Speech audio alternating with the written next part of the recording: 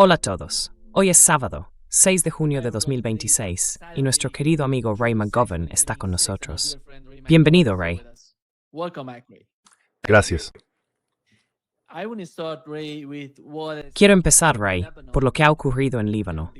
El gobierno libanés dice que Irán está utilizando el país como moneda de cambio en las negociaciones que mantiene con Estados Unidos. Esto fue lo que dijo Michel Aoun, el presidente de Líbano.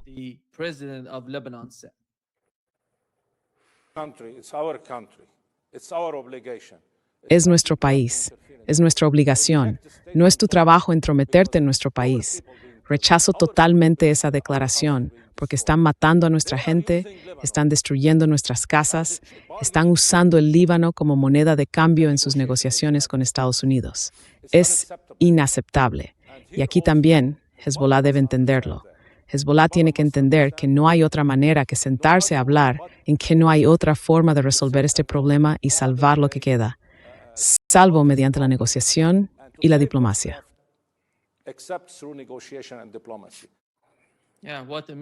Sí, lo que me sorprende es que diga Hezbollah, cuando el nombre correcto es Hezbollah.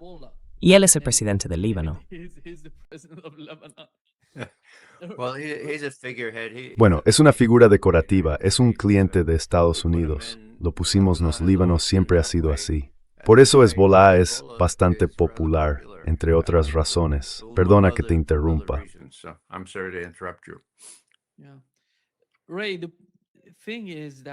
Sí, Ray. El tema es que Irán ha cambiado de alguna manera su estrategia respecto al Líbano y Gaza. Han dicho que no habrá ningún acuerdo con Estados Unidos sin tener en cuenta a Líbano y Gaza. Eso no está facilitando en absoluto el proceso de negociación, ni el acuerdo entre ambos. Al contrario, complica totalmente las negociaciones la situación. Ahora mismo es muy difícil, porque sabemos cómo está Israel en la parte sur del Líbano, combatiendo a Hezbollah. Así que lograr que Israel se retire del Líbano, de la zona sur, es, creo yo, una de las misiones más difíciles que hay.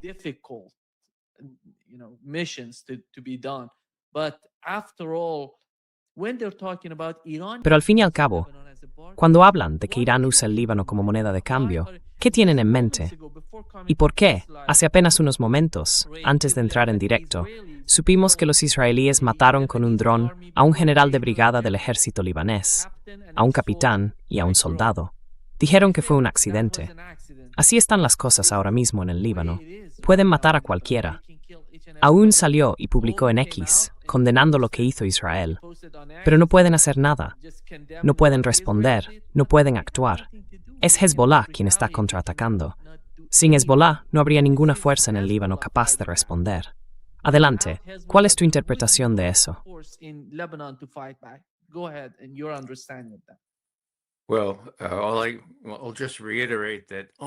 Bueno, solo voy a reiterar que aún no es un hombre independiente, por así decirlo. Se le veía bastante alterado, ¿no? Parecía un poco preocupado por lo que pueda pasarle, porque, seamos sinceros, es prescindible. Estados Unidos podría sustituirlo, como hace habitualmente con los altos cargos libaneses.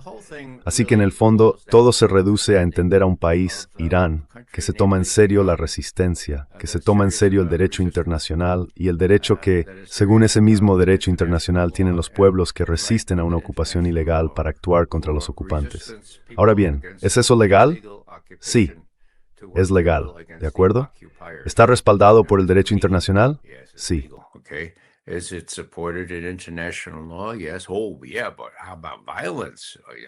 You can't do it violently. Sí, pero ¿qué pasa con la violencia? No se puede hacer de forma violenta, sí que se puede. Es legal, ¿vale? El abuelo de mi antepasado tomó las armas contra un ocupante. Resultó ser Gran Bretaña en Irlanda. ¿Apoyo eso? No me gusta la violencia, pero tenían todo el derecho a expulsar al invasor y recuperaron su país, salvo 6 condados. Eso llegará más adelante. Así que bueno, tengo algo de experiencia personal con eso. Otros ocupantes también deben ser expulsados. Ahora, en el ambiente postcolonial de hoy en día, no se va a tolerar a los ocupantes. Y bueno, si miras la parte legal, voy a repasarlo una vez más, porque puede que tus espectadores necesiten recordarlo.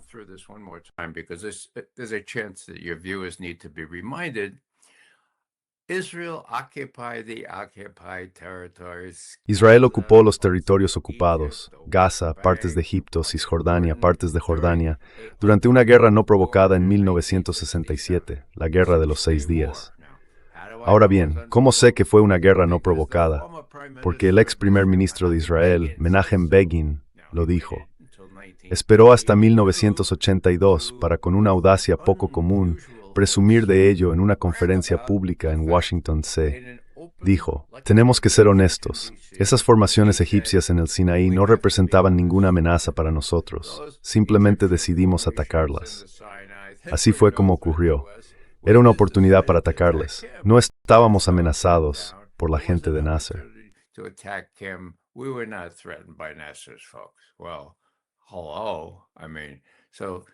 Bueno, hola. A ver, entonces, 1967-1982, ¿hubo algún tipo de reacción en la ONU ante esa declaración del 82? No, pero sí la hubo en el 67. Y para terminar con esto, todo el mundo, todos los miembros del nuevo Consejo de Seguridad, condenaron a Israel en noviembre. La resolución 242, ¿vale? Decía que las fuerzas israelíes debían retirarse de los territorios ocupados. Y ahí seguimos hoy. No lo hicieron. En su lugar desafiaron la resolución y hasta presumieron diciendo, lo hicimos solos, ¿sabéis? No teníamos por qué hacerlo, pero lo hicimos y ahora vamos a ampliarlo un poco más hacia el Líbano. Así que ahí está Irán, viendo a Estados Unidos intentar ampliar esa influencia israelí en la zona y diciendo, esto forma parte de un todo.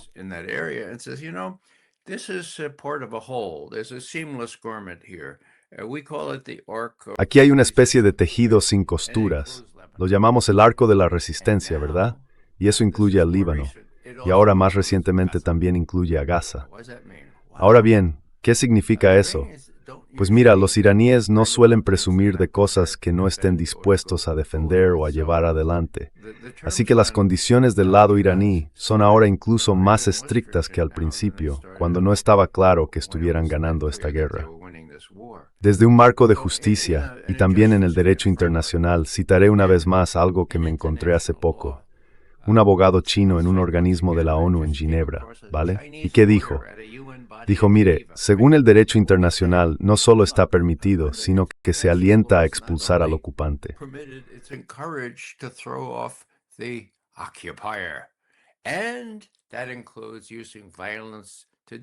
Y eso incluye usar la violencia para conseguirlo. Ahora bien, ¿me gusta que Hamás y Hezbollah lo hagan? Bueno, no se trata de si me gusta o no. Se trata de si está justificado, de si se puede entender. Y en Occidente no se entiende por el control sionista de nuestros medios. Así de claro. Los estadounidenses no comprenden lo que pasa allí porque los sionistas controlan nuestros medios y es muy difícil hacerse oír. Tu programa, Nima, está ganando fuerza y quizá más gente empiece a escucharlo, pero si no, personas como yo no tenemos voz. Y así los estadounidenses se quedan sin conocer toda la historia o siquiera una parte honesta de ella.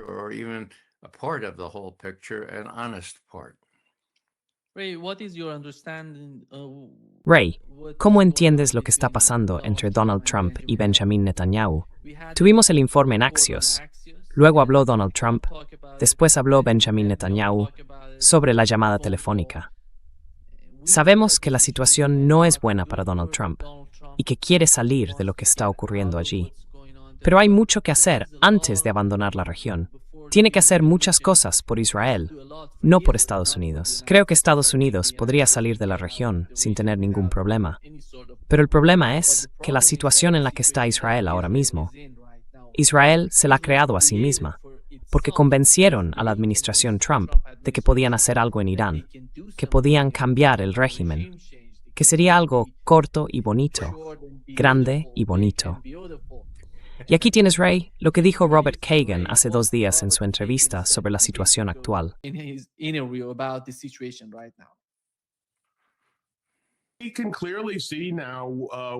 Ahora podemos ver claramente cómo se perfila el futuro. Irán tiene el control del estrecho. No parece que haya ninguna posibilidad de que Estados Unidos pueda abrirlo por la fuerza militar. Trump, evidentemente, no quiere hacerlo. Eso significa que el estrecho seguirá abierto, pero bajo una nueva gestión. estará bajo control iraní, lo que implica que ellos decidirán quién entra y quién sale, con qué rapidez y a qué precio, porque está claro que acabarán cobrando por ello. Y eso le da a Irán una enorme capacidad de influencia, tanto en la región como en el mundo. De hecho, ya estamos viendo cómo ejerce esa influencia hoy con la crisis en Líbano y la forma en que Trump la está gestionando.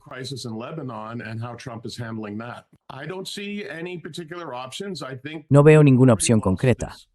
Creo que ya hemos perdido esta guerra. Solo es cuestión de cuándo lo reconozcamos.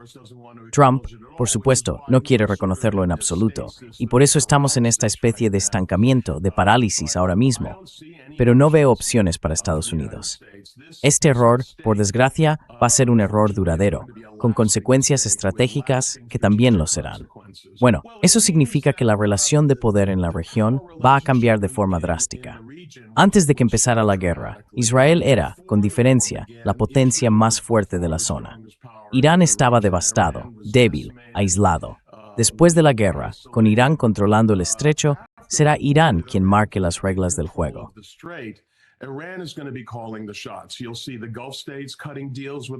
Verás a los estados del Golfo haciendo acuerdos con Irán. De hecho, ya han empezado a hacerlo. Y verás a Irán ejerciendo influencia sobre el comportamiento de Israel, como está haciendo ahora mismo en el Líbano. Irán quería que Israel dejara de bombardear Beirut.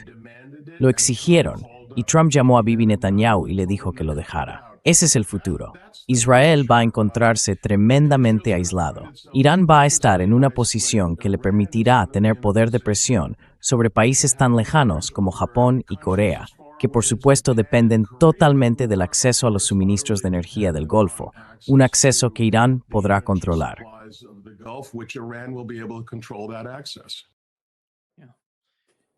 Sí. Ray, tuvimos la llamada telefónica. Vuelvo a esa llamada y a la valoración de Robert Kagan. ¿Cómo encajas las dos cosas en la forma en que Donald Trump intenta comunicarse con Benjamin Netanyahu?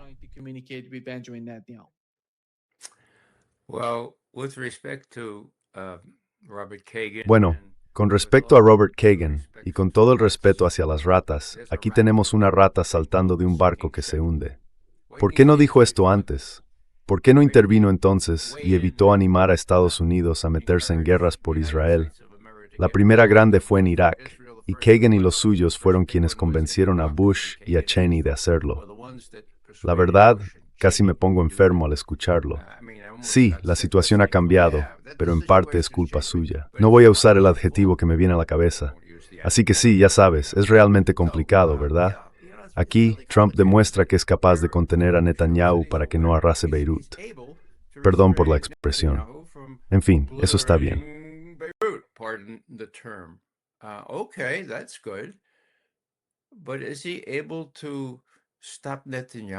¿Pero puede él detener a Netanyahu en lo que está haciendo en el Líbano? No, no lo creo. Pero pienso que quizá Irán sí pueda. Porque como sabes, los iraníes han amenazado con que si esto no se detiene, el norte de Israel también será alcanzado por sus misiles. Y Irán tiene esa capacidad. Así que me cansa escuchar a Kagan y a esa gente, que en gran parte es responsable de todo esto, y que nunca se atrevería a contradecir lo que dice el Mossad. Va a ser pan comido. O, como en Irak, un gran sionista dijo que sería un paseo militar. Bien, pues ahora tenemos ese paseo. Ahora tenemos el pan comido. Tonterías, no va a ser así. Y los iraníes ahora están en posición de plantar cara a Trump. Kagan lo admite.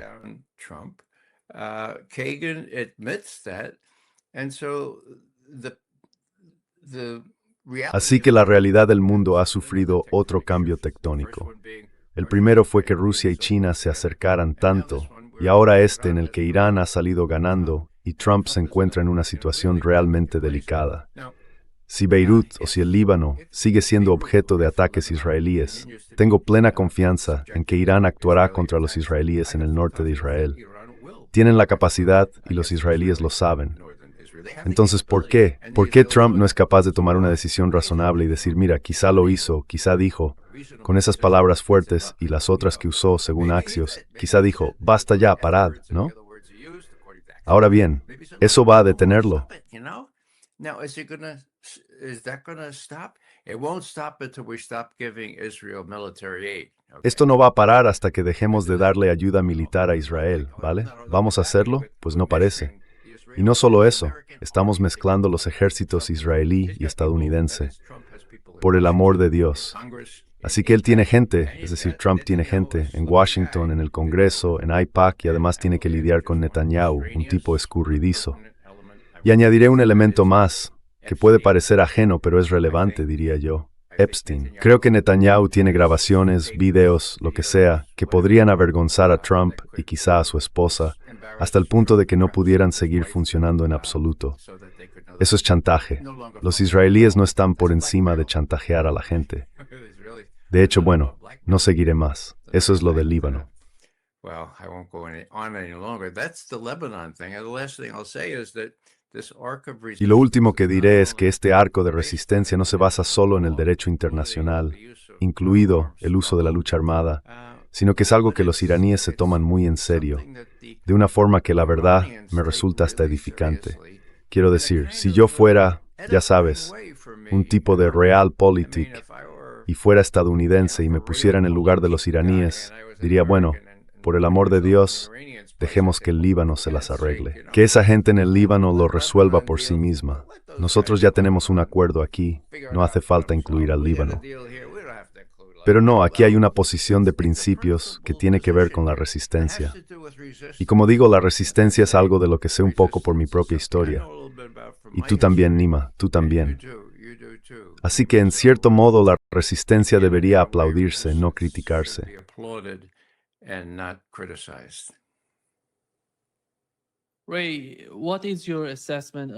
Ray, ¿cuál es tu valoración de los actos de resistencia hoy en día comparado con lo que eran antes? Porque uno de los puntos que mencionaba Robert Kagan es que Irán ha salido de esta guerra más fuerte que antes. Y cuando lo pienso, no veo solo el caso de Irán, veo los actos de resistencia en general. Según entiendo, los actos de resistencia, porque en Yemen, cuando se hablaba de bombardear Irán, en Dahija, en la parte sur de Beirut, vimos que los yemeníes y Saleh, si hacen eso, vamos a responder a Israel. No se trata solo de Irán. Nosotros también vamos a formar parte de esto.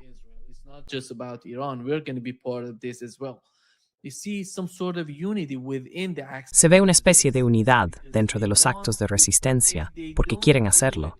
Si no lo hacen, creo que la única fuerza, como has mencionado, no es Estados Unidos bajo la administración de Trump haciendo esto. Se trata de los actos de resistencia, de cómo están cambiando su estrategia. Porque si no lo hacen, Israel va a seguir haciendo lo mismo que ha hecho hasta ahora en Gaza, los bombardeos, la destrucción, el genocidio en Gaza, en Cisjordania. Y van a continuar igual. Este es el deber de los actos de resistencia en este momento. Por eso están cambiando su estrategia. ¿Cuál es tu interpretación, tu valoración de eso? What is your understanding assessment of that? Bab el-Mandab Strait. El estrecho de Bab el-Mandeb. Así que, por decirlo de alguna manera, si esto fuera una partida de póker, Irán tendría una escalera de color, ¿no? Tiene 2 escaleras, ¿verdad? Sí, eso es realmente impresionante. Me alegra que lo hayas mencionado. Los hutíes, por supuesto, forman parte de ese arco de resistencia.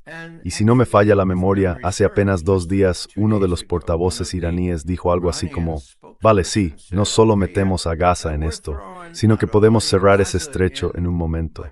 ¿Qué significaría eso para el petróleo saudí? ¿Qué implicaría eso para... Eso haría que el problema de la economía mundial fuera aproximadamente 1,5 veces mayor. Así que, hablando de cartas, aquí tenemos a Trump diciendo que ellos no tienen ninguna, pero en realidad las tienen todas, y Trump no tiene ninguna. Y entonces, ¿qué hará? No lo sé, no tengo ni idea de lo que hará.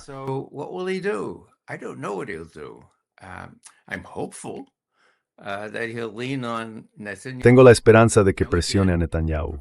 De hecho, lo hizo y evitó la destrucción de Beirut hace apenas 2 días. ¿Podrá hacerlo otra vez? ¿O tiene Bibi Netanyahu algún tipo de poder de chantaje? Y la gente en Washington, en AIPAC y en el Congreso tiene ese tipo de influencia. Mira, cuando intento simplificar la ecuación, siempre vuelvo a Joe Kent, el subdirector nacional de inteligencia para contraterrorismo. Cuando dimitió, escribió una carta muy amable a Trump, a quien había admirado durante años. En esa carta le dijo, mire, dimito y quiero que sepa por qué. No existía ninguna amenaza inminente que justificara este ataque a Irán, y se hizo simplemente porque los israelíes y los partidarios de Israel en Estados Unidos, el lobby, lo exigieron.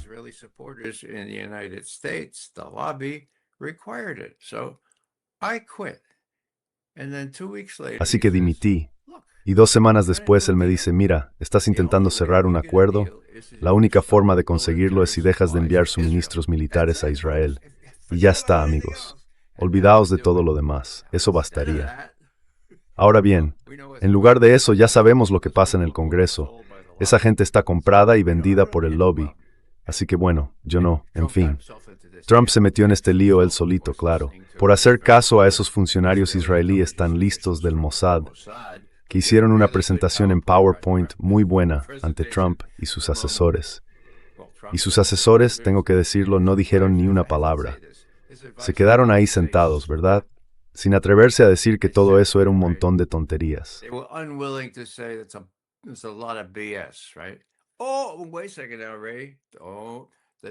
Espera un momento, Ray. Al día siguiente, cuando llamaron a Maggie Haberman, del Washington Post, que estaba escribiendo un libro sobre todo esto, entonces le contaron a Maggie lo mucho que discrepaban, lo absurda que era la idea. Sí, claro, justo al día siguiente. Así que tenemos un grupo de cobardes ahí metidos. Tenemos a Pete Hegseth, que no es precisamente una persona equilibrada, por decirlo suavemente, y tienen la atención de Trump cada vez más. Marco Rubio es el canal por el que pasa toda la información de inteligencia hacia el presidente. Así es como funciona. Así ha funcionado siempre. Siempre es igual. El asesor de seguridad nacional, que en este caso es Rubio, con su interés en ser secretario de Estado, controla toda la información que llega a Trump. En que solo pienso. Solo piensa en lo que va a pasar en Cuba, entre otras cosas. Piensa en lo desinformado que está el presidente y en lo que haría falta para quitarle la idea de que puede actuar por su cuenta y obligar a los israelíes a ceder, como ha demostrado estar dispuesto a hacer hace apenas 2 días, cuando evitó el bombardeo total de Beirut. Así que hay como pequeñas señales en el aire. ¿Podría hacerlo? Sí, podría hacerlo. ¿Lo hará? Bueno, todavía no ha sido capaz. Quizá el mundo entre en escena y diga, por el amor de Dios, vamos a tener una depresión mundial.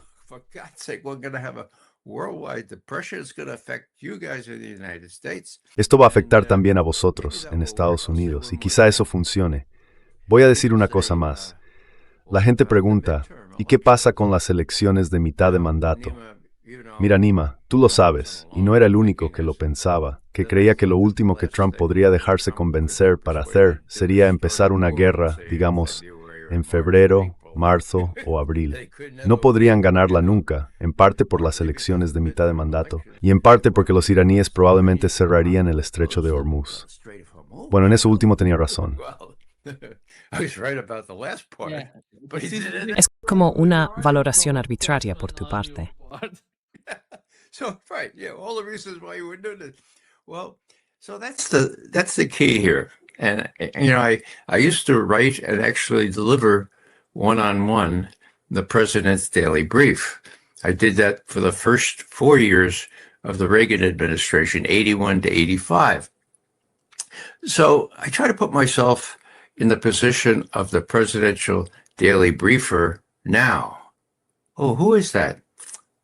Oh, that's that woman who's the National Intelligence Director. What's her name? Tulsi Gabbard, right? Oh, but just till January 30th. And then who comes in?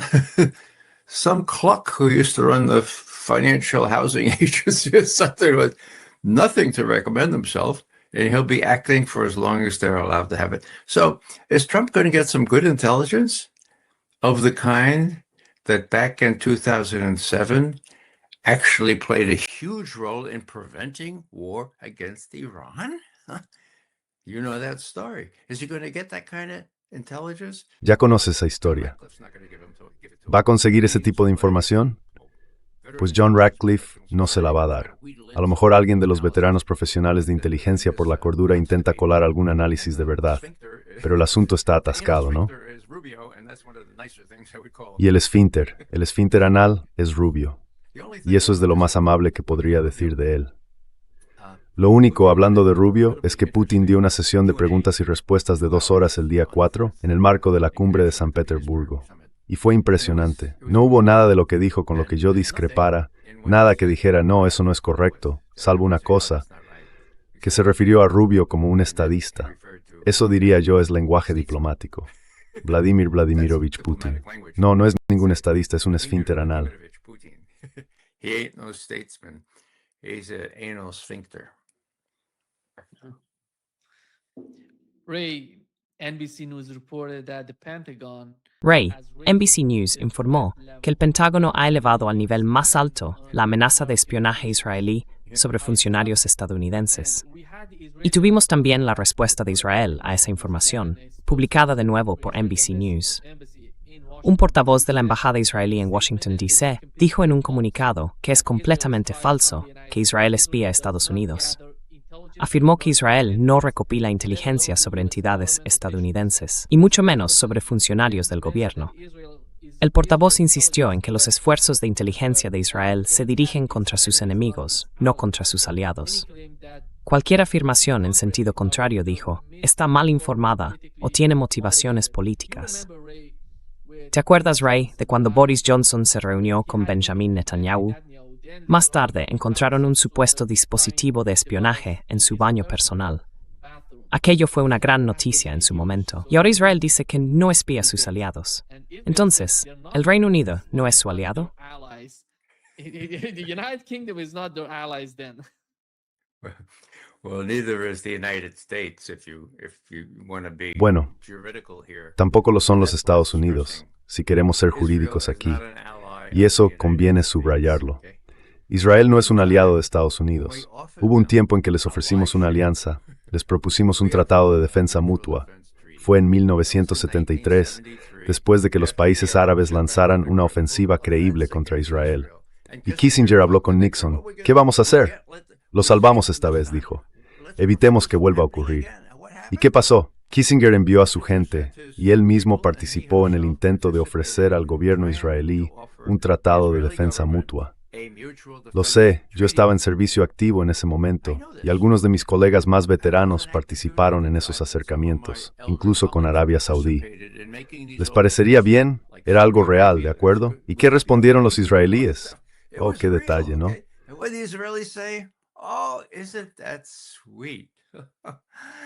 Gracias, pero no, gracias. Ahora te pregunto, Nima, piensa por qué un país rechazaría la oferta de un tratado de defensa mutua con el que sin duda era el país más poderoso del mundo, Estados Unidos. Bueno, los tratados requieren fronteras reconocidas internacionalmente, ¿verdad? Y ya hablamos antes de los territorios ocupados, ¿no? Pero además, los tratados obligan a una de las partes a informar a la otra con antelación si va a atacar a Siria o al Líbano. Y los israelíes no querían tener que hacerlo. Es decir, estaban perfectamente bien así. Decían que podían así más y que no tendrían que pedir permiso.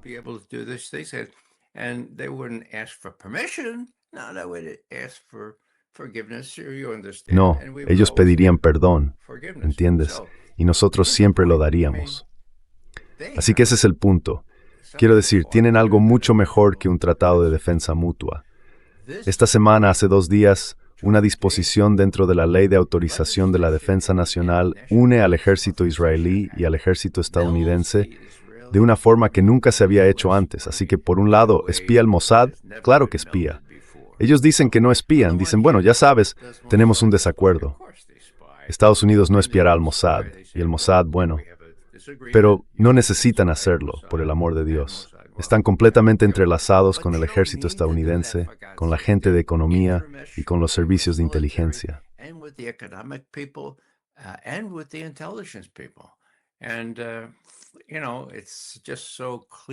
Y bueno, está clarísimo que esa fue la razón, la principal razón, más de la mitad del motivo por el que atacamos Irak. Netanyahu quería sacar a Saddam Hussein del tablero e inventó todo tipo de historias sobre armas de destrucción masiva y, peor aún, supuestos vínculos entre Irak y Al-Qaeda, solo para recordarle a todos los estadounidenses que, oye, esos fueron los que derribaron los edificios el 11 de septiembre, ¿verdad? Así que el 70% del pueblo estadounidense, por culpa de la prensa sionista, por gente como Judy Miller y otros en el New York Times, se lo tragaron por completo. Todo fue Hasbara israelí, una campaña de propaganda israelí. Y bueno, ahora mismo eso ya empieza a quedarse un poco corto.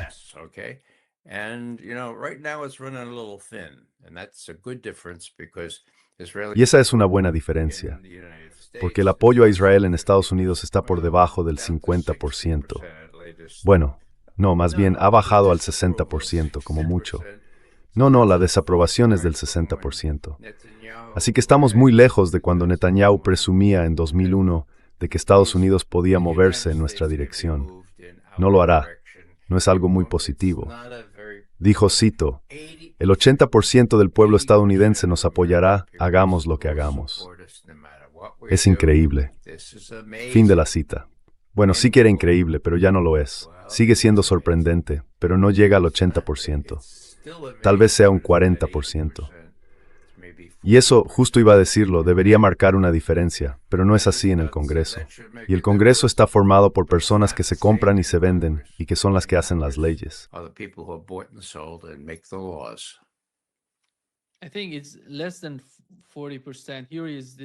Creo que es menos del 40%.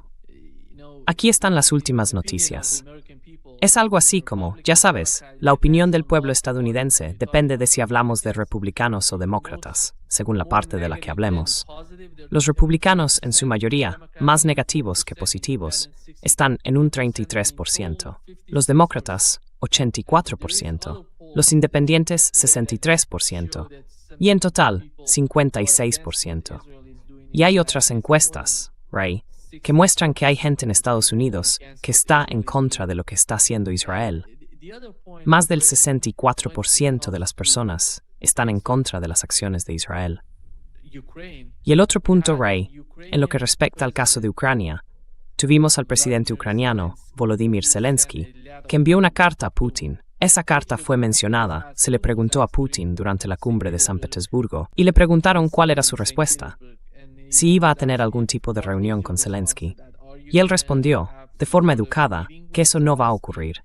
¿Cuál es tu interpretación de esa carta y de la respuesta del presidente ruso?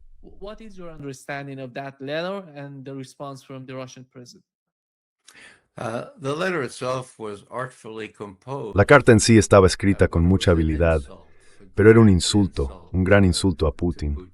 Entre otras cosas, decía algo así como, bueno, quizá ya eres demasiado mayor para tomar este tipo de decisiones. Tal vez deberías retirarte o algo por el estilo. En otras palabras, era una maniobra propagandística, probablemente ideada por los británicos, que hacen un buen trabajo para Zelensky en ese terreno. Se dio a conocer durante la Cumbre Económica de San Petersburgo, bueno, lo que llaman la Cumbre Económica Internacional de San Petersburgo, y por eso tuvo cierta notoriedad. Pero cuando le preguntaron a Putin por el tema, dijo, sí, bueno, Peskov intentó dármela, pero no quiero leer esas cosas.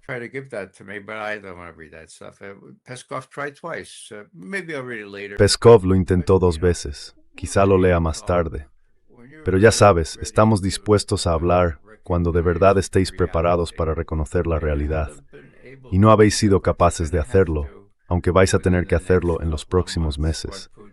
Lo que Putin quiere decir, por supuesto, es que están a solo 3 asentamientos o 3 ciudades de conquistar el resto del Donbass, el resto de Donetsk, y que todo esto terminará antes de que acabe el año.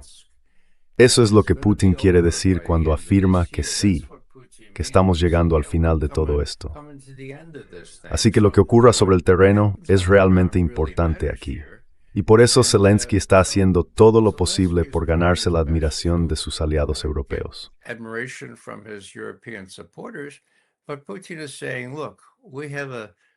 Pero Putin está diciendo, mirad, ahora tenemos una dicotomía muy clara. Estamos en nuestro 5º año, ¿verdad? Sí, 5º año. Bien. ¿Cuál es el tema más importante? Pues que Estados Unidos ya no está apoyando a Ucrania. ¿Es algo importante? Sí, muchísimo. Vale, ¿y los europeos? Sí, pero al cabo de un tiempo en realidad no cuentan tanto. Bien, ¿y la situación económica? ¿Y la situación legal en Kiev? Bueno, la economía está así, más o menos, en lo legal. Zelensky es el presidente legítimo de Ucrania. Pues Putin habló de eso durante un par de párrafos. Dijo que no hace falta dejarlo en manos de los abogados, que lleva 2 años más en el cargo de los que le corresponden.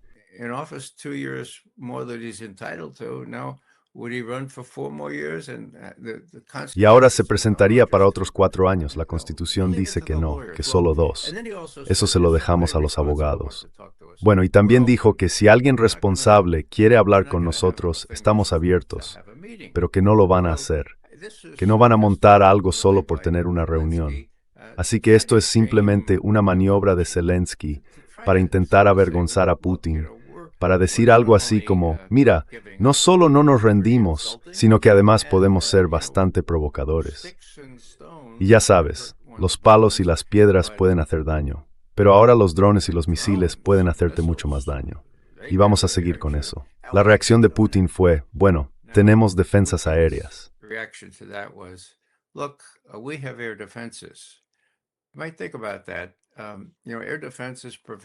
Podrías pensar en eso. Ya sabes, las defensas aéreas impiden que entren misiles y drones. No son completamente herméticas ahora mismo, pero existen. Tú no tienes ninguna. Tus Patriots, por así decirlo, o no funcionan o han sido destruidos. Y eso marca una pequeña diferencia. Nosotros podemos actuar a nuestro antojo sobre Kiev y el resto de Ucrania. Lo interesante es que, aunque esos 24 jóvenes estudiantes de esa escuela de formación de profesores, 18 de ellos eran mujeres jóvenes. Aunque eso fue una provocación increíble, y aunque Putin decidió en el acto seguir adelante y golpear zonas de Kiev que no habían sido atacadas antes, tanto en la ciudad como en los alrededores, lo hizo.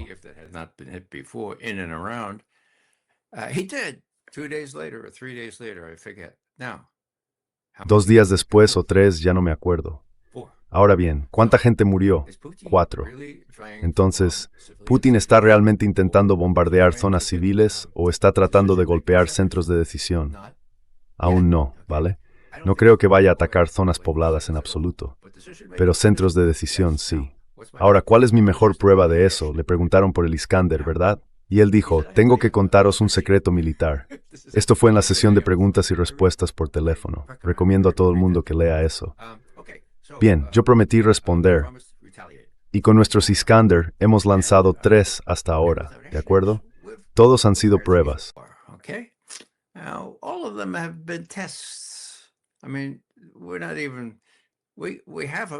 Quiero decir, ni siquiera los tenemos en producción, en serie, pero no están desplegados en batallones, ni en regimientos, ni nada parecido.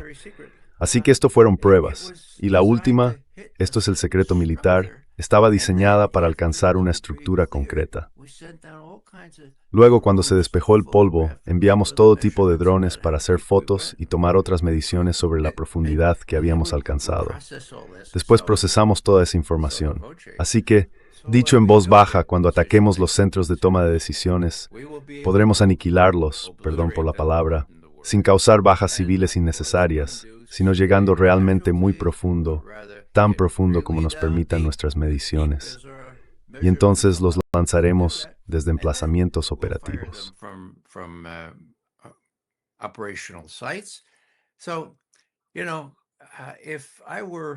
Mira, si yo fuera, bueno, me alegro de no ser Zelensky, pero si fuera un ucraniano sensato diría, a ver, el final está cerca. ¿Vamos a estar en uno de esos centros de decisión cuando lleguen los rusos o deberíamos llegar a un acuerdo?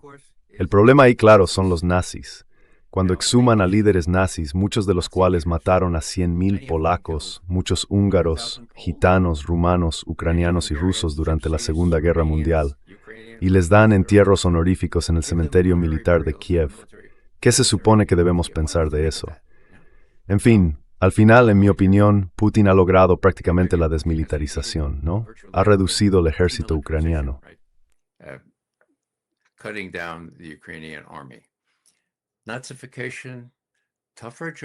La desnazificación es un trabajo más duro, aunque quizá esto suene simplista. Pero si solo tienen al batallón Azov, o regimiento, o como lo llamen ahora, si solo quedan unos pocos rezagados y no tienen un ejército real, ¿cuánto tiempo va a pasar hasta que los nazis huyan de nuevo, no sé, al norte del estado de Nueva York o a donde sea que se escondan, y esperen su momento para la próxima pelea? Así que creo que esto se está acabando. Lo que pasa es que Zelensky realmente no tiene buenas opciones. Putin dedicó como 7 párrafos al entierro nazi. Quiero decir, ellos sienten eso muy profundamente. Al fin y al cabo, perdieron 27 millones de personas durante la Segunda Guerra Mundial, y muchos de sus prisioneros fueron diezmados o ejecutados por nazis ucranianos que cooperaban con Hitler.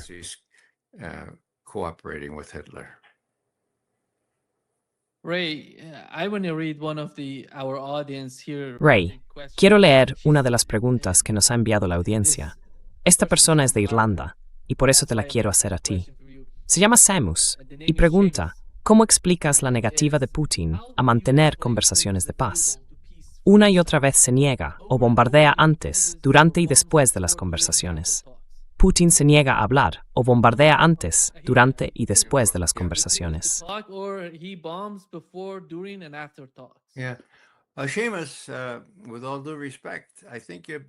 Seamus, con todo el respeto, creo que has estado leyendo el Irish Times o el resto de la prensa, que está muy influida por la prensa sionista de Estados Unidos. Putin ha demostrado que se ha esforzado al máximo por poner en marcha las negociaciones. De hecho, lo repite constantemente, y eso lo diferencia de algunos de sus colaboradores, como Ryabkov, el viceministro de Exteriores, o Medvedev, el expresidente. Él sigue repitiendo, mira, tenemos el espíritu de Anchorage. Ahora bien, ¿qué significa eso? Pues sabemos que por parte de los estadounidenses, el espíritu de Anchorage significó que Trump abandonó esa idea de un alto el fuego inmediato, ¿de acuerdo? Y además hizo algunas promesas, concretamente la de controlar a Zelensky y evitar que los europeos estropearan lo que podría ser un acuerdo. En cuanto a lo primero, impuso un alto el fuego.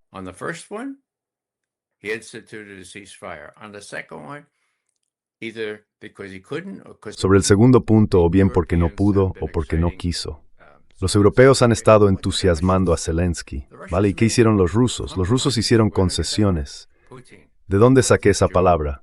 De Putin, el 4 de junio de 2026. ¿Y cuáles son esas concesiones? Bueno, no lo sabemos, pero sé que hace solo 3 años en relación con Ucrania, Putin dijo, mirad, Odessa, la perla, Catalina la Grande, la ciudad hermosa. Eso podría ser, y en ruso se dice así, una manzana de la discordia. Volvamos a la Ilíada, ¿de acuerdo? O podría ser una forma de acercarse y encontrar un acuerdo mutuamente satisfactorio. Ahora bien, creo que ese es probablemente uno de los puntos en los que los rusos hicieron una concesión. No quieren borrar del mapa al resto de Ucrania, y mucho menos apoderarse de ella.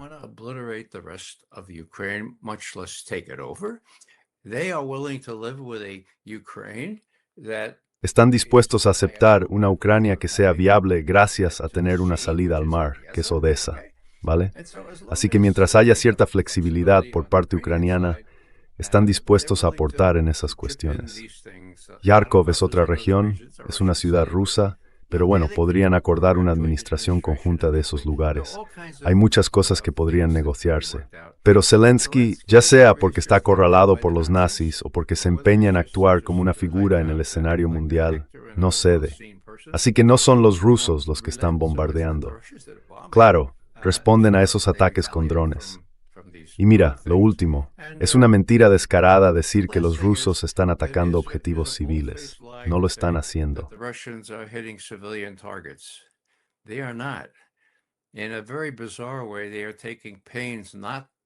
De una forma muy extraña están haciendo todo lo posible por no causar víctimas civiles. ¿Por qué? Odessa, Kiev sobre todo, la madre de Rusia, la madre de las ciudades rusas. Kiev y la Rus fueron el origen de su lengua, de su fe ortodoxa, y poco a poco se convirtieron en una nación, ¿vale? No quieren destruir eso. Y mientras tengan interlocutores dispuestos en Occidente, y creo que piensan que tendrán uno en Trump cuando se libre de Irán, aunque eso puede tardar. Entonces estarán dispuestos a negociar, pero no con un Zelensky que los insulta y lanza drones sobre San Petersburgo en plena guerra. es que si Zelensky fuera serio, no se comportaría así, ni habría autorizado esos ataques con drones en el interior de Rusia. Gracias, Seamus, por preguntarme. Thanks, Seamus, for asking me. Ray, Sé que tienes otro programa en 5 minutos, pero antes de terminar, ¿ves que la guerra en Ucrania llegue a su fin con la participación de Estados Unidos o sin la participación de Estados Unidos? I put it this way, with the non-participation of Lo diré así, sin la participación de Estados Unidos. Congress has just made a big deal. Ahora, el Congreso acaba de aprobar un gran paquete, miles y miles de millones más en ayuda militar para Ucrania, ¿verdad? ¿Cuál es el problema? Que no tenemos las armas. Aún no se han fabricado. Las que tenemos están en el Golfo Pérsico, o bueno, incluso algunas se han sacado de Asia y se han enviado a... En fin, todo ese discurso sobre apoyar a Ucrania y de esos europeos que quieren apoyar a Ucrania, al final no va a servir de mucho. Así que creo que para finales de año, con esta estrategia de desgaste que los rusos han estado aplicando, habrá las bases para un acuerdo. En cuanto al papel de Estados Unidos, bueno, como dije, parte del espíritu de Anchorage era que Estados Unidos convenciera a Zelensky y a los europeos de avanzar con los compromisos que, según Putin, él ya ha aceptado. ¿Por qué son secretos? Bueno, hay razones evidentes, pero una de ellas es que no haces muchas concesiones y no te expones a todos esos tipos que quieren criticar a Kiev, ya sabes, y decir, Dios mío, te han vuelto a engañar. Minsk, quizá los rusos perfectos.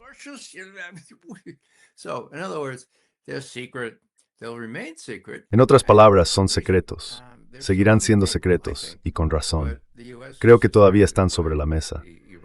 Pero Estados Unidos está distraído con la guerra de Irán. Cuando termine, Estados Unidos estará escarmentado.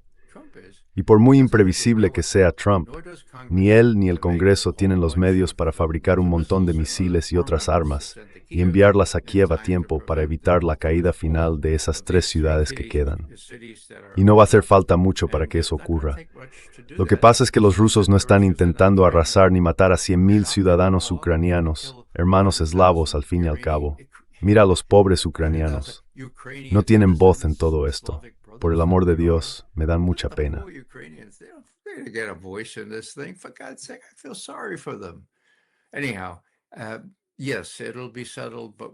En fin, sí, se resolverá, pero sin participación de Estados Unidos hasta que el país esté en una posición mejor para recuperar algo de influencia.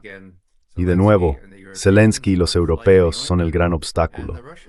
Los rusos llevan quejándose de esto desde hace mucho tiempo, casi desde un mes después de lo de Anchorage. Y no está claro si Trump pensaba que no podía mover a esa gente o si simplemente no quiso hacerlo. Y otra cosa, si yo fuera Putin y estuviera viendo todo esto, diría, ¿cómo? ¿Estados Unidos sigue proporcionando información de inteligencia a Ucrania? ¿Qué está pasando aquí?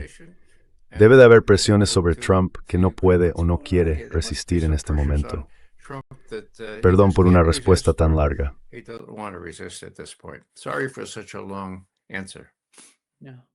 Sí, gracias.